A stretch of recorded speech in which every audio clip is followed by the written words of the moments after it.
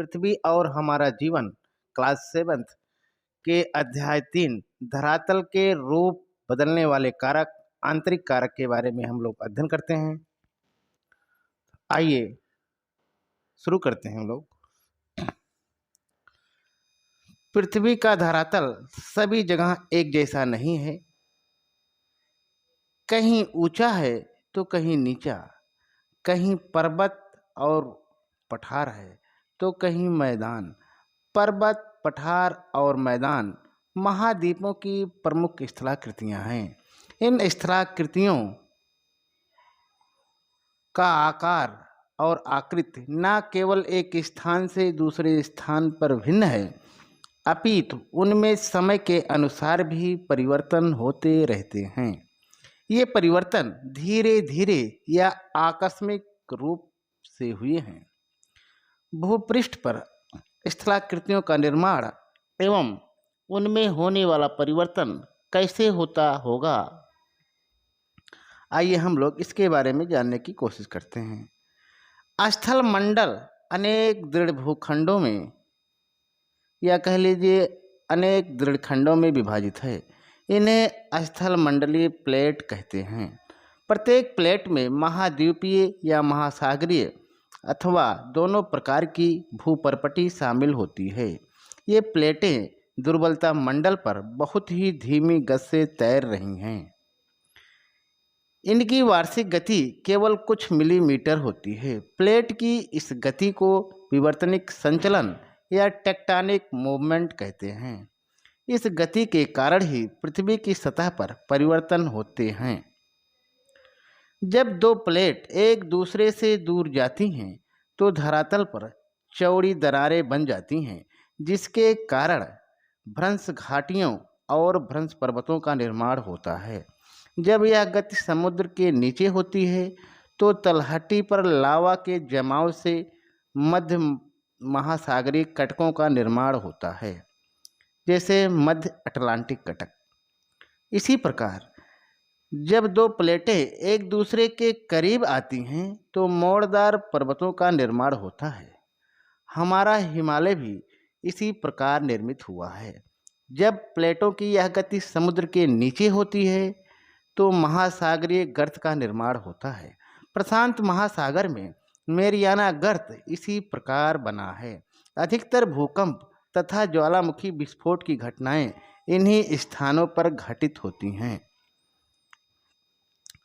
और इसके साथ ही साथ एक महत्वपूर्ण बिंदुओं पर और चर्चा कर लेते हैं कि भूपर्पटी और मेंटल। ध्यान दीजिए, भूपर्पटी और मेंटल का ऊपरी भाग मिलकर स्थल मंडल या लिथोस्फीयर कहलाते हैं। इसकी मोटाई 10 से 200 किलोमीटर के बीच होती है। आगे चलते हैं। आगे हम लोग देखेंगे कि धरातल पर परिवर्तन लाने वाले बलों को हम उनकी प्रकृति के आधार पर दो वर्गों में विभाजित कर सकते हैं, जिसमें पहला है आंतरिक बल और दूसरा है बाह्य बल। आइए हम लोग इसके बारे में जानते हैं। सबसे पहले हम लोग आंतरिक बल के बारे में जानेंगे। आंतरिक बल को अंग्रेजी में एंडोजेनिक फोर्स कहते हैं। ऐसे बल जो पृथ्वी के आंतरिक भाग में उत्पन्न होते हैं आंतरिक बल कहलाते हैं। आंतरिक बल हम दो भागों में बांट सकते हैं,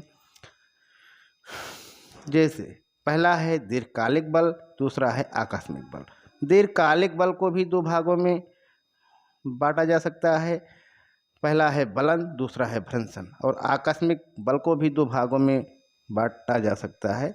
ये दो रूप में उभर कर हमारे सामने आते हैं। पहला है ज्वालामुखी, दूसरा है भूकंप। आगे चलते हैं। आगे अब हम लोग देखेंगे दीर्घकालिक बल। दीर्घकालिक बल, इस बल द्वारा परिवर्तन इतनी धीमी गति से होते हैं, इतनी धीमी गति से होते हैं कि मनुष्य को इसका आभास नहीं हो पाता है। इसका प्रभाव हजारों वर्षों बाद दिखाई देता है, जैसे महाद्वीप, पर्वत, पठार, मैदान का निर्माण आदि। आगे हम लोग देखेंगे कि जब हमारी पृथ्वी बहुत समय पहले सारे महाद्वीप एक में जुड़े हुए थे तो उसको पैंजिया कहा जाता था। 20 करोड़ वर्ष पहले पृथ्वी पर एक महाद्वीप था जिसे पैंजिया कहते हैं। इसके चारों ओर पैंथालासा नाम का महासागर था। पृथ्वी की प्लेट के खिसकाव के कारण नए नए महाद्वीपों एवं महासागरों का निर्माण हुआ और पृथ्वी वर्तमान स्वरूप में आई। पृथ्वी पर आज 7 महाद्वीप हैं। भूमि और महासागरों के विस्तार एवं आकार में अभी तक बदलाव हो रहे हैं। आगे चलते हैं। आगे हम लोग देखेंगे कि पृथ्वी के वर्तमान स्वरूप में आने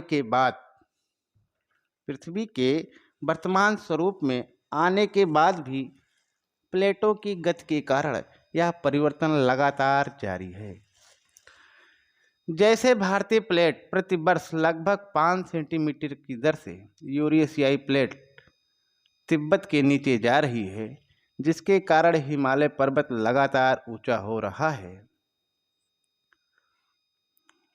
इसके बारे में और आगे हम लोग देखेंगे कि प्लेटों की गति के कारण पर्वत निर्माण करने वाले बल की उत्पत्ति होती है। यह बल 2 रूपों में कार्य करता है। पहला है वलन, दूसरा है भ्रंशन। वलन, जिसको हम फोल्डिंग भी कहते हैं, जब 2 प्लेटें आमने सामने गति करती हैं तब दबाव की क्रिया होती है। इससे धरातल पर मोड़ पड़ जाते हैं और बलित पर्वतों का निर्माण होता है। मोड़ के बीच में घाटियां बनती हैं। हिमालय, आल्प्स, रॉकी, एंडीज मोड़दार पर्वत के उदाहरण हैं। आगे चलते हैं। आगे हम लोग देखेंगे भ्रंशन या फाल्टिंग। आइए देखते हैं। जब 2 प्लेटें विपरीत दिशा में गति करती हैं तो तनाव की स्थिति उत्पन्न होती है। इससे लंबी और गहरी दरारें पड़ जाती हैं, जिसे भ्रंश या फाल्ट कहते हैं। इन्हीं भ्रंश रेखाओं के सहारे भूपर्पटी का कुछ भाग या तो ऊपर उठ जाता है या तो नीचे धंस जाता है। ऊपर उठा हुआ भाग हॉर्स्ट या ब्लैक पर्वत या ब्लैक माउंटेन कहलाता है, जबकि नीचे धंसा हुआ भूभाग भ्रंश घाटी या रिफ्ट वैली कहलाती है। भारत में विंध्याचल और सतपुड़ा पर्वत ब्लैक पर्वत के तथा नर्मदा व तापी नदियां भ्रंश घाटी के उदाहरण हैं। आगे चलते हैं। आगे हम लोग जानेंगे कि आकस्मिक बल द्वारा घटनाएं अचानक एवं त्वरित होती हैं। इनका हम पर तत्काल प्रभाव पड़ता है। ज्वालामुखी तथा भूकंप आकस्मिक बल के कारण पैदा होते हैं। इसके कारण भूपटल के ऊपर विनाशकारी परिवर्तन होते हैं।